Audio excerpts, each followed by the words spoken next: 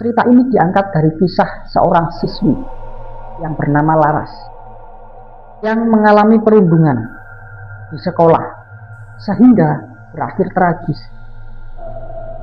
Namun, kematiannya bukanlah akhir, tapi yang paling mengerikan, ini bukan sekedar arwah gentayangan, sesuatu yang lebih gelap, sesuatu yang hidup dari rasa sakit, dan kini tidak lagi terikat pada satu tempat. Ia berada dalam dirimu, berada pada rasa takutmu. Malam ini, saat kamu sendirian dan melihat bayanganmu di cermin, perhatikan baik-baik. Jika bayangan itu tersenyum lebih dulu atau bergerak sedikit terlambat, jangan panik, jangan berteriak, karena itu artinya ia sudah di sana. Dan mungkin yang melihat cermin sekarang bukan sepenuhnya kamu lagi.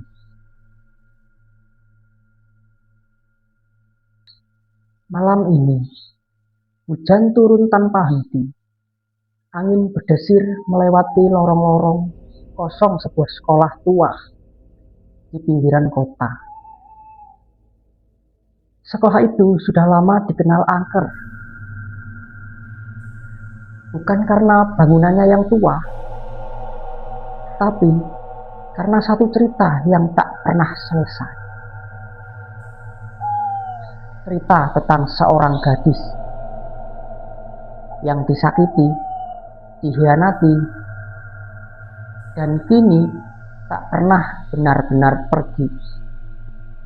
Namanya Laras, seorang siswi kelas 3B yang dikenal pendiam. Selalu duduk di bangku paling belakang dekat jendela. Rambutnya panjang, wajahnya pucat, dan jarang sekali berbicara.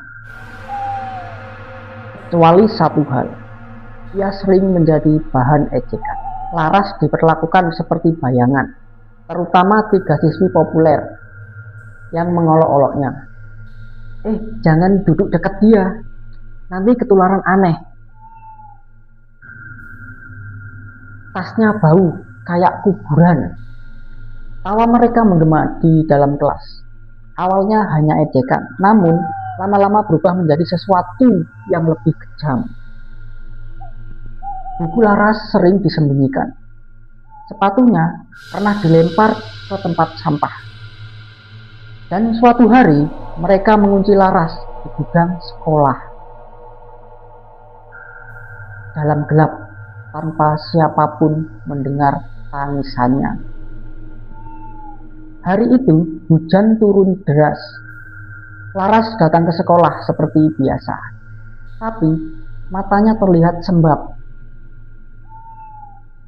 Tak ada yang tahu bahwa malam sebelumnya ia tidak pulang ke rumah. Ia hanya duduk di dalam kelas. 3 siswi itu kembali mendekatinya. Masih hidup kamu, ejek mereka. Mereka menarik rambut Laras, menumpahkan air ke bukunya, dan kali ini mereka menyeretnya ke kamar mandi lantai 3. Tak ada guru, tak ada saksi, hanya suara hujan dan jeritan yang tak terdengar. Keesokan harinya, Laras tidak masuk sekolah. Hari berikutnya juga tidak. Guru mulai bertanya. Teman-temannya mulai gelisah. Ketiga siswi itu hanya diam. Seminggu kemudian, petugas kebersihan menemukan sesuatu di kamar mandi lantai 3. Sebuah tubuh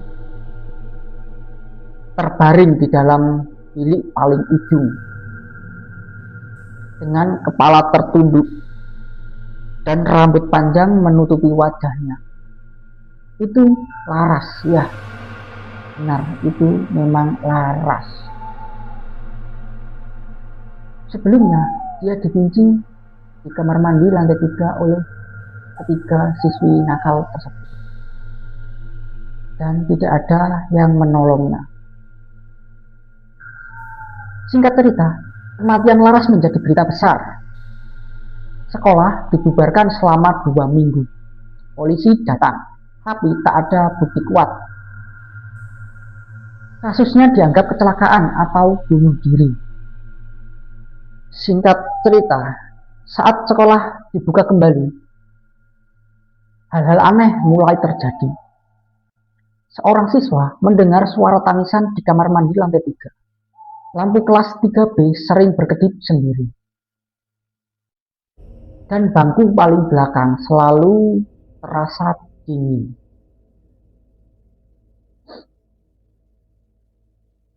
Suatu sore, seorang siswi yang lembur tugas melihat sosok di lorong. Seorang gadis berdiri menghadap jendela. Rambutnya panjang, tubuhnya basah, dan air menetes di lantai. Saat dipanggil, sosok itu perlahan menoleh.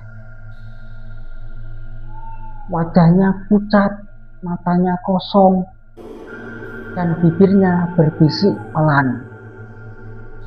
Kenapa kalian lakukan itu? Setelah kejadian itu, gangguan semakin parah. Pintu kelas terbanting sendiri. Dan yang paling mengerikan, beberapa siswa mulai melihat Laras di mana-mana. Ada yang di tangga, di kantin, bahkan duduk di dalam kelas. Satu persatu 3 siswi yang dulu membuli Laras ini mulai mengalami hal-hal yang aneh. Yang pertama, ia ditemukan pingsan di kamar mandi. Katanya ia melihat Laras berdiri di belakangnya, tepat di cermin. Yang kedua, ia mengurung diri di rumah, mengaku setiap malam ada suara mengetuk jendela sambil menangis.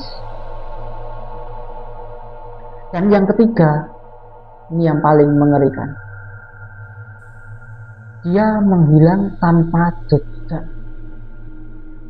Seorang guru akhirnya menemukan catatan harian Laras di sebuah loker. Isinya penuh dengan kesedihan. Aku tidak kuat lagi, tapi aku tidak akan pergi. Aku ingin mereka merasakan apa yang aku rasakan. Seorang penjaga malam mencoba membuktikan bahwa semua itu hanya rumor. Ia berkeliling sekolah sendirian. Saat sampai di kamar mandi lantai 3, ia mendengar suara air menetes dan tangisan. Perlahan, ia membuka pintu paling ujung, kosong. Namun, saat berbalik, Laras tepat berdiri di belakangnya. Dengan wajah yang penuh luka dan mata yang meneteskan air mata hitam. Penjaga itu berlari, tapi tak pernah keluar dari sekolah.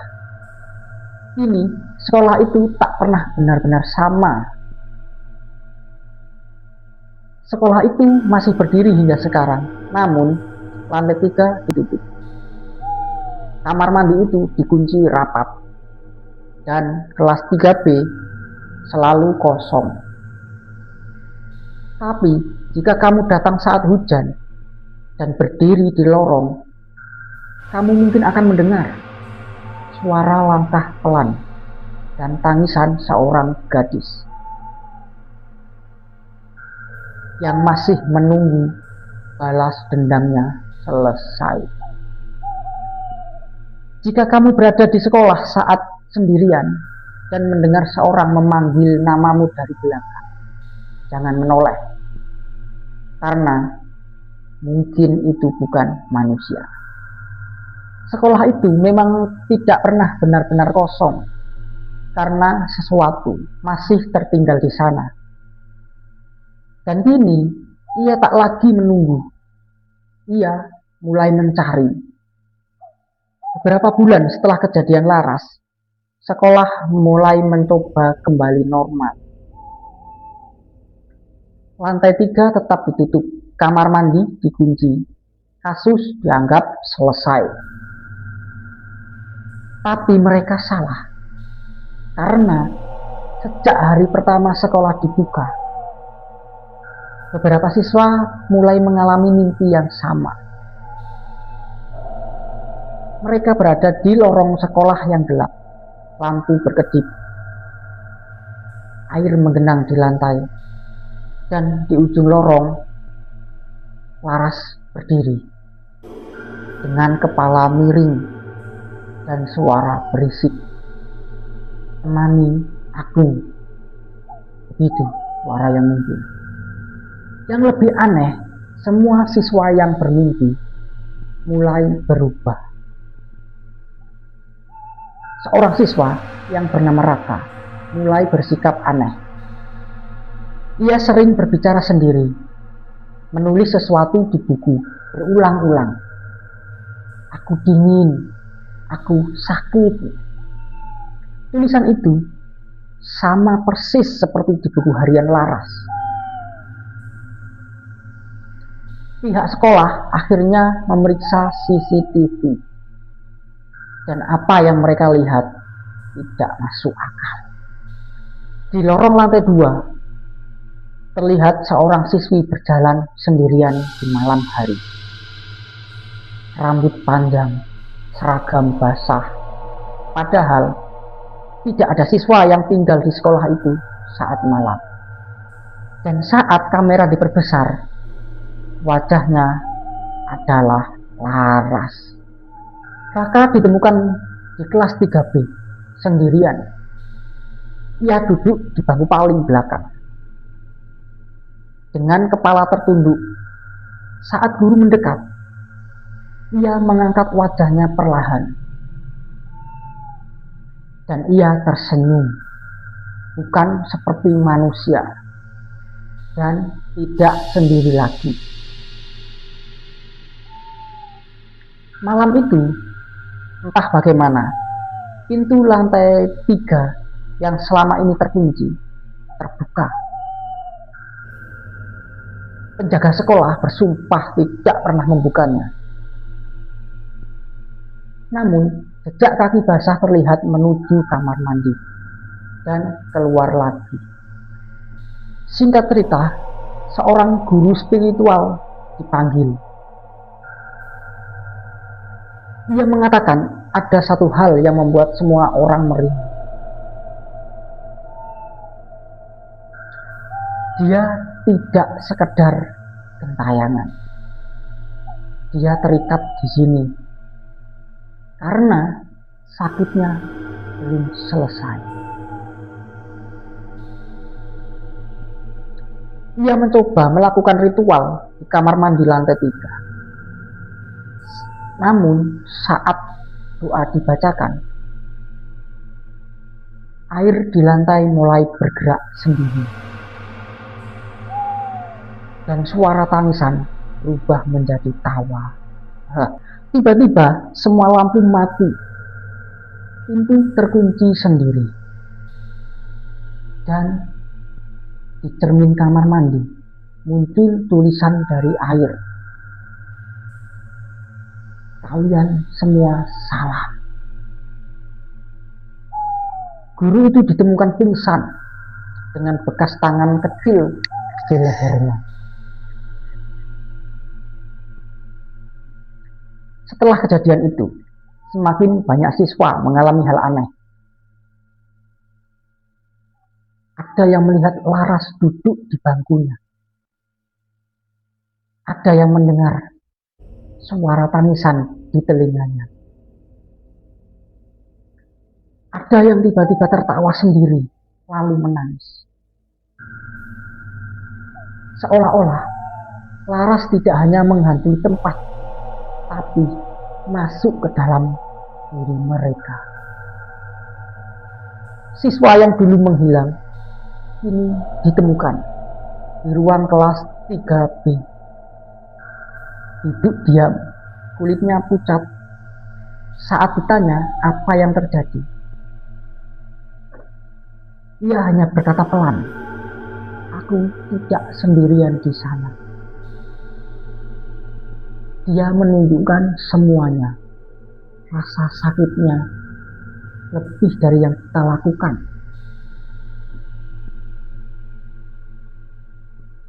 Ternyata Laras tidak mati sendirian. Di catatan lama sekolah ditemukan bahwa bertahun-tahun lalu ada kejadian serupa.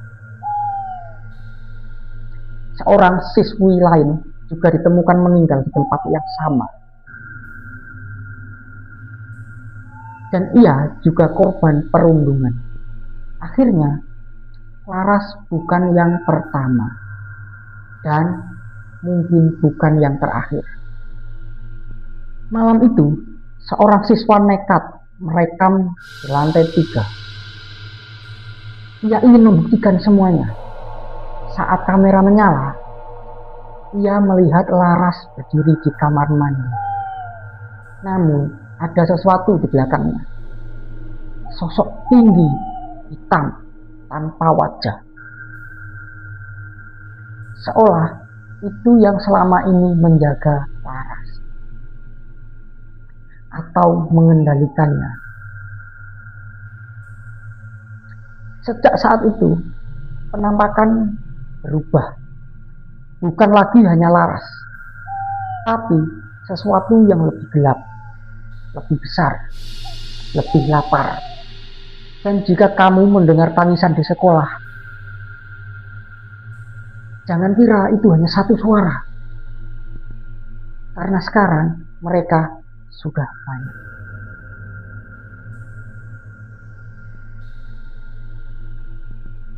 Jika suatu hari kamu berada di kelas sendirian dan melihat seseorang duduk di bangku paling belakang, jangan dekati. Karena mungkin itu bukan temanmu. Dan saat ia menoleh, bisa jadi itu bukan lagi Laras. Selama ini, semua orang mengira mereka hanya dihantui, tapi mereka salah. Karena sesuatu di sekolah itu tidak hanya menampakkan diri, ia mulai menggantikan.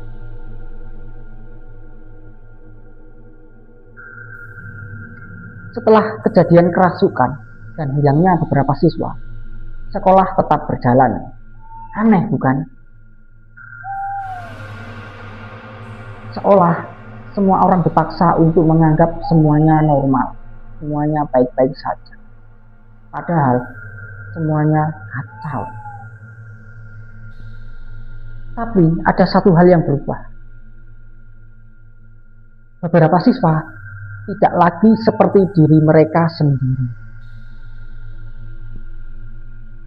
Raka kembali masuk sekolah. Ia terlihat normal, berbicara seperti biasa, tertawa seperti tidak pernah terjadi apa-apa.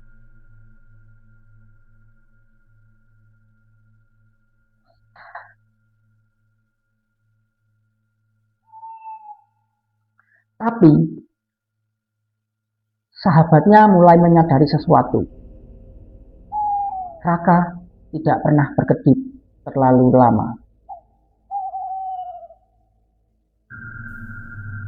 Jadi si Raka ini dia tidak pernah berkedip terlalu lama. Jadi cepat nih.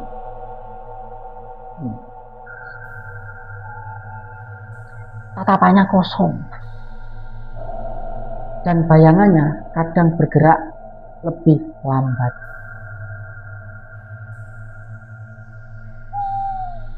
Hari itu, kelas 3B mengambil foto bersama. Semua terlihat biasa, sampai foto itu dicetak. Di barisan belakang ada satu sosok tambahan, seorang gadis dengan kepala miring, miring, rambut menutupi wajah, dan berdiri tepat di belakang Raka. Itu Laras. Satu persatu siswa mulai mengalami hal yang sama. Mereka bermimpi Laras mendengar tangisannya, dan akhirnya berubah. Mereka masih hidup, tapi ada sesuatu yang tinggal di dalam diri mereka. Dan semakin lama, semakin kuat. Guru spiritual yang dulu kembali dipanggil. Kini ia tidak melakukan ritual. Ia hanya berkata, ini bukan lagi sekedar arwah gentayangan.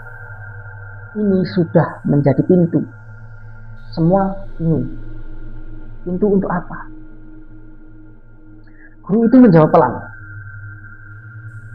Untuk sesuatu yang menggunakan rasa sakit sebagai jalan masuk.